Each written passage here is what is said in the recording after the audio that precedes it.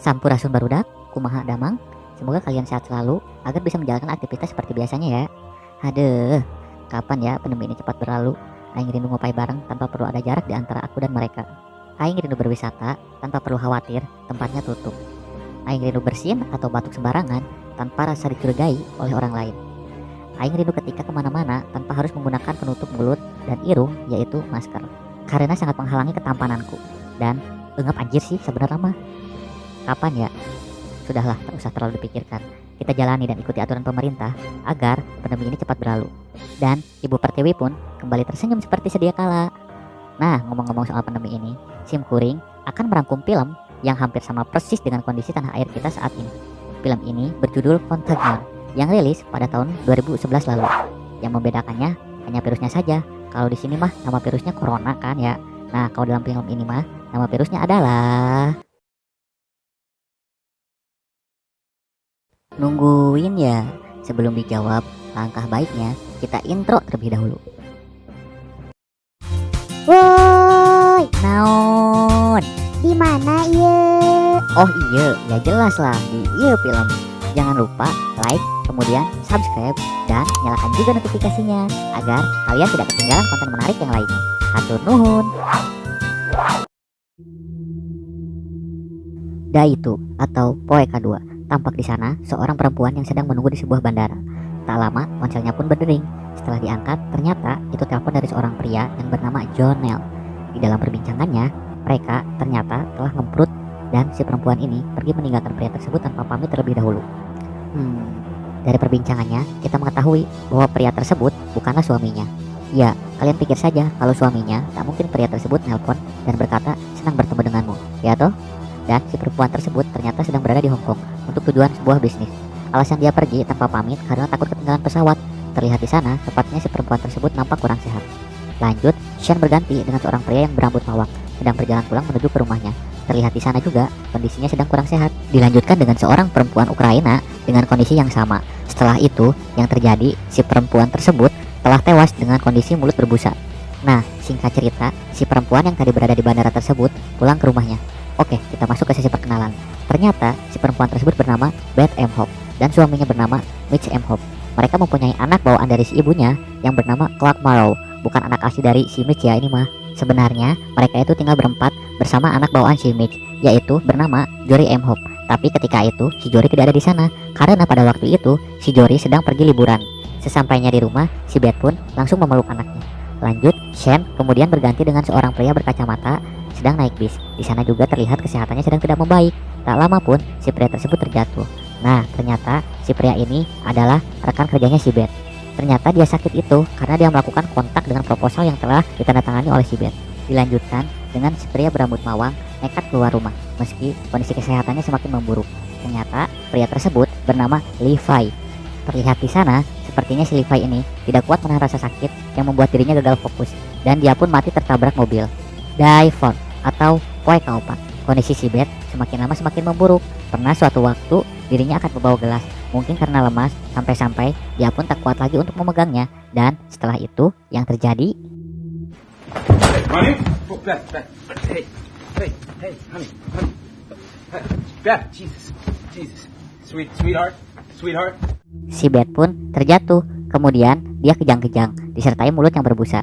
Dia pun langsung dilarikan ke rumah sakit. Namun sayangnya nyawanya tidak tertolong. Innalillahi wa inna ilaihi rajiun.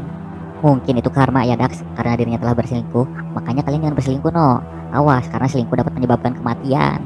Si Mick menceritakan ke si dokter dia seperti itu setelah sepulangnya dari Hong Kong. Dan si dokter ini mengatakan bahwa setelah diperiksa di buletin terakhir, di Hong Kong itu hanya ada penyakit cacar dan H1N1.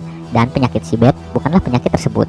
Untuk memastikannya, si dokter ini harus melakukan otopsi. Itu juga kalau si Mick mengizinkan, dan dia menebak itu adalah penyakit meningitis atau radang otak yang mungkin terkena gigitan serangga yang bernama Weishnell, atau kita bisa mengenalnya dengan nama rengit. Si Mitch pun kemudian mengizinkannya untuk diotopsi. Setelah itu, dia pun pulang ke rumahnya. Di perjalanan, dia ditelepon oleh perempuan yang bernama Carrie Ann bahwa kondisi anaknya semakin memburuk. Setelah sampainya di rumah, bahwa benar saja si Clark sudah meninggal dengan kondisi yang sama seperti yang dialami oleh ibunya. Die 5 atau Poeka 5. Wabah pun mulai menyebar di Hong Kong. dan kakaknya si Levi tersebut juga meninggal dengan kondisi yang sama. Setelah itu, si Jonel pun kondisinya semakin memburuk dan dia pun dibawa oleh ambulan langsung dari kediamannya. Nah, ternyata si Jonel itu adalah mantannya si Beth dulu sebelum dia menikah dengan si Mick. Ya jelaslah terpapar virusnya karena dia akan kemput bersama si Beth. Karena si itu mah gak tahu dah kenapa si Beth bisa tega melakukan perbuatan sejahat itu. Apa punya suaminya yang sekarang kurang gede atau kurang panjang ya? Entahlah. Setelah dilakukan otopsi, ternyata si Beth ini terkena suatu penyakit wabah sulci yang dulu telah lenyap. Apa itu wabah sulci? Wabah sulci adalah penyakit yang menyerang otak manusia, Daishik atau Poekatam. WHO pun tak tinggal diam, mereka langsung mencari apa penyebabnya dan sebenarnya penyakit apa yang menyerangnya tersebut. Kemudian, Dr. Ellie Schiffer, kepala departemen dari Pusat Pengendalian dan Pencegahan Penyakit atau CDC, memerintahkan Dr. Erin Misch, yaitu sebagai ketua Epidemic Intelligence Service, untuk pergi ke Minneapolis dengan tujuan melacak semua orang yang melakukan kontak dengan Beth. Lanjut, si Jory M. Hope, anak asli dari si Mitch ini pulang dari liburannya. Dia pun langsung menuju ke rumah sakit untuk menemui ayahnya yang sedang diisolasi. Sesampainya di Minneapolis, dia langsung melakukan sebuah diskusi untuk membahas wabah virus yang menyebar saat itu. Dia pun menyimpulkan di sana bahwa penularannya dengan sentuhan oleh si penderita melalui kontak fisik dan bisa juga melalui benda yang disentuhnya. Ya, hampir sama persis lah seperti virus corona yang sedang mewabah saat ini.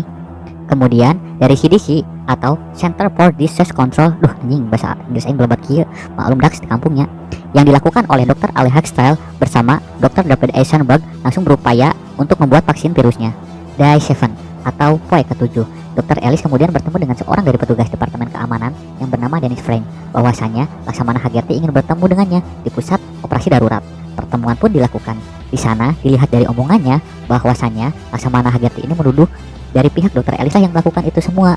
Dan katanya kalau dilihat dari awal, ada orang yang terkena virus tersebut adalah berasal dari negaranya, dan virus ini dibuat dengan tujuan untuk menghancurkan perayaan hari Thanksgiving. Tapi si Dr. Ellis menjelaskan bahwa bukanlah dia yang melakukan itu semua, melainkan memang itu virus sudah ada. Pemerintah pun langsung melakukan lockdown di daerah yang berdekatan dengan Minneapolis awal mula virus tersebut. Ngomong naonnya? Lanjut, kemudian Dr. Ellie pun berhasil menemukan asal mula virus tersebut. Katanya, virus tersebut berasal dari hewan yaitu kelelawar yang terpapar virusnya. Kemudian, kelelawar ini bertemu dengan bagong atau babi. Begitu cenah mah. Day egg atau poe ke-8. Virus pun mulai menyebar ke seluruh negara. Setelah itu, dari WHO mengirimkan ahli epidemi penyakit bernama Dr. Leonora Orantes ke Hong Kong untuk meneliti dan menyelidiki penyebaran virus tersebut, dan dia didampingi oleh seorang pria bernama Sun Feng. Day 12 atau poe ke-12, Dr. Ian Sussman memberitahukan ke publik lewat media televisi bahwasanya dia berhasil membesarkan virusnya, dan virus ini diberi nama MIF1. Katanya langkah tersebut adalah langkah awal untuk pengembangan vaksinnya, dan di sana juga diceritakan bahwa butuh waktu berbulan-bulan untuk diuji coba ke manusia. Ternyata jumlah orang yang terjangkit di seluruh dunia pada hari tersebut berjumlah 8 juta orang. Singkat cerita, Mitch pun akhirnya bisa keluar dari ruangan isolasi dikarenakan dia tidak terjangkit virusnya karena imun atau daya tahan tubuhnya kuat, dan putrinya juga bebas karena katanya putrinya tersebut memiliki imun yang sama seperti ayahnya. Penelitian pun terus dilanjutkan oleh si Dr. Mitch tersebut, dan dia berencana membuat sebuah ruang isolasi untuk orang yang terjangkit di sebuah gor. Namun sayangnya kondisi kesehatan Dr. Mitch mulai menurun, dan ternyata dia mengalami gejala yang sama persis sesuai dengan orang yang terjangkit virus MIF1, yaitu tak bisa menelan, sakit kepala, dan hareeng atau demam. Dan dia pertama memberitahukan hal itu yaitu ke atasannya, yaitu Dr. Ellie Schiffer. Kemudian Dr. Leonora pun akhirnya diculik dan ditahan oleh si Sun Peng, karena si Sun Peng ini mengetahui bahwasanya WHO mempunyai obatnya yang diproduksi secara rahasia. Dan alasan si Leonora ini diculik yaitu sebagai jaminan agar dia bisa barter dengan obatnya tersebut, karena si Sun Peng ini sangat peduli akan warga di desanya itu. Saat seluruh negara mulai rariwe dan mulai masuk ke zona merah atau red zone, seperti biasa hoax selalu ada. Nah, di dia ada seseorang yang bernama Alan Cromwell yang katanya di sana diceritakan dia adalah seorang jurnalis atau blogger. Di sana kemudian dia membuat sebuah blog, dan di blognya tersebut dia mengatakan bahwa dirinya terpapar virus tersebut dan dia menggunakan obat bernama Forsythia sebagai vaksinnya. Seperti hanya di negara plus 62 bahwa katanya dulu virus corona bisa menyebar lewat HP Xiaomi. Sungguh sangat goblok. Nah, di sana juga sama, masyarakat percaya bahwa obat tersebut dapat menyembuhkannya. Kemudian mereka pun berbondong-bondong ke apotek hanya untuk membeli obatnya tersebut. Padahal obat ini belum diuji secara klinis dan disahkan oleh WHO bahwa obat ini memang benar-benar untuk menyembuhkan virus tersebut. Namun nahasnya di apotek tersebut persediaan Forsythia-nya hanya terbatas. Di sana mereka kecewa dan langsung membabi buta untuk berebut vaksinnya tersebut. Nah, di sini yang membedakan kalau di sana tidak mewajibkan untuk memakai masker. Situasi pun mulai riuh dan semakin tak terkendali Karena mereka akan melakukan lockdown, kemudian mereka melakukan penjarahan dan kriminalitas pun tak dapat dihentikan. Dan di sana mereka saling curiga satu sama lain. Isi, maneh enak naon si anjing ah. Singkat cerita, Dr. Erin, orang yang sedang menyelidiki virus tersebut, akhirnya meninggal. Sama seperti halnya di negara kita, bahwa mayat dari penderita penyakit tersebut dalam penguburannya menggunakan kantong mayat khusus agar tidak terjadi penularan ke yang lain. Nah, percobaan pembuatan vaksin yang dilakukan Dr. Ali dan Dr. David pun membuahkan hasil. Mereka telah berhasil membuat vaksinnya.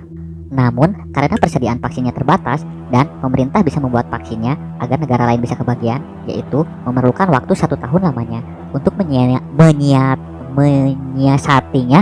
Kemudian, pemerintah melakukan pengundian yang dilakukan oleh Laksamana Hagarty dengan mengundi berdasarkan tanggal lahir.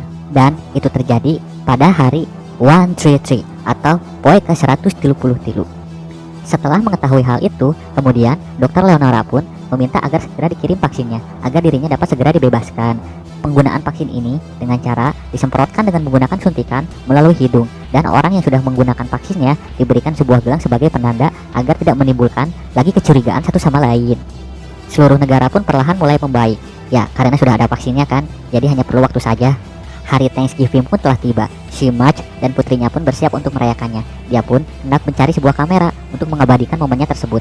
Ketika dirinya mendapatkan kameranya, kemudian dia menyalakannya. Nah, di dalam kamera tersebut menampilkan beberapa foto, yaitu foto istrinya dan mantan kekasihnya. Di sana juga dia memfoto sebuah makanan. Dia juga foto bersama chef di restorannya tersebut, dan si putrinya ini mengajak kekasihnya untuk merayakannya bersama. Nah, di akhir scene terlihat fakta asal mula virus tersebut.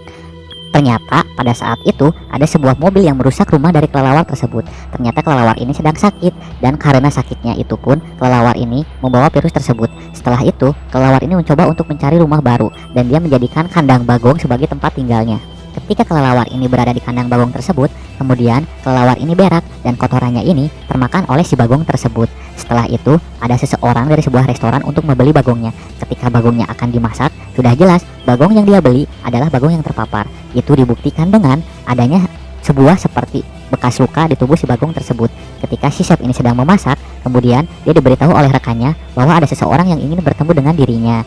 Nah, salahnya si chef ini tidak mencuci tangannya terlebih dahulu. Dia hanya memeper-meperkannya ke bajunya tersebut. Ternyata orang yang ia temui tersebut adalah si Beth, dan di sana si Beth meminta foto bareng bersama si chef, dan yang memotonya adalah mantan kekasihnya, yaitu si Jonelle. Dan ketika difoto, dia pun berjabat tangan dengan si chef ini. Itu adalah hari pertama ketika dirinya terpapar virus tersebut. Film pun tamat. Engap oge Redux. Nah, sakit wae rangkum film kali ini. Ya, benar kan? Kejadiannya hampir sama persis dengan kejadian sekarang ini. Jadi, untuk saat ini tetaplah kalian melakukan 3M, yaitu memakai masker, mencuci tangan, dan menjaga jarak. Lebih baik mencegah daripada mengobati, ya kan? Kalau bukan kita, terus siapa lagi? Nah, jika kalian ingin merequest sebuah film untuk dirangkum kembali, sok, mangga, dan silahkan komen di bawah ya.